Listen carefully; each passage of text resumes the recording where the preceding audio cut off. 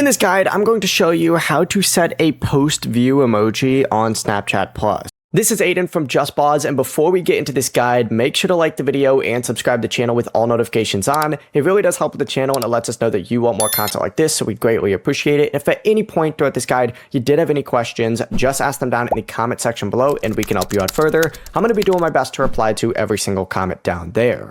First things first, open up Snapchat and you need to tap your profile icon up in the top left corner, and then you need to tap your Snapchat Plus membership card up at the top of your profile and just scroll through all of these features, and you need to specifically look for post view emoji right here. Now, once you select one, all you need to go ahead and do is choose who you want it to apply for. Like, it can apply for specific people. And essentially, once you do that, just select your emoji, just like so. Now, if you ever want to change it, you can go back in here, open post view emoji, and choose a different one. I like the one that I currently have, so I'm not going to change it. But the process really is as simple as that. Now, you can always select the disable icon from that same menu if you ever want to remove your current post view emoji completely.